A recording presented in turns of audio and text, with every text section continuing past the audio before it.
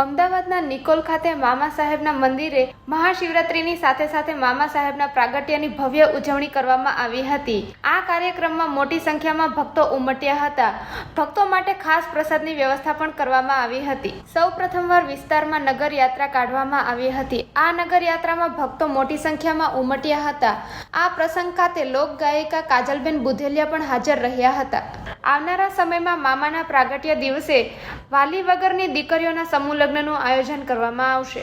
મારું નામ પરમાર બલભદ્રસિંહ ઉર્ફે અકુબ, આપણે બધા એક મામા ભગત તરીકે મને ઓળખે છે એમ, અને છેલ્લા 14 વર્ષથી આ જગ્યામાં હું સેવા આપું છું।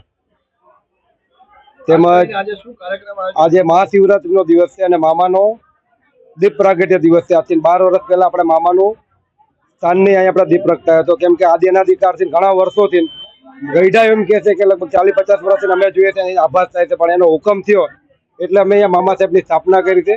અને એ નિમિત્તે અમે છેલ્લા 12 વર્ષથી શોભાયાત્રા રાખીએ છીએ, નગરયાત્રા રાખીએ છીએ અને મહાદેવજીના મામાદેવના હિન્દુ સનાતન ધર્મને લાગતા કાર્યક્રમ અને ફરાળનું આયોજન આપણે રાખ્યું છે આ જગ્યામાં।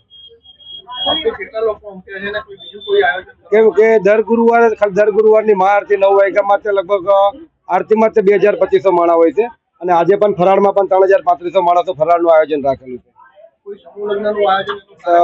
આના પછી આપણે ચૈત્ર મહિનાની 8મે આપણે 11મો દીપ પ્રાગટ્ય દિવસ આવે છે અને નવચંડી યજ્ઞ પણ છે અને પાઠ ઉત્સવ પણ છે।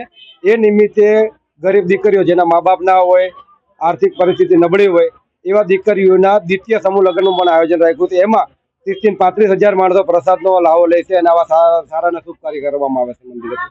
મારું નામ કાજલ બુધેલિયા છે, હું લોકગાયક છું।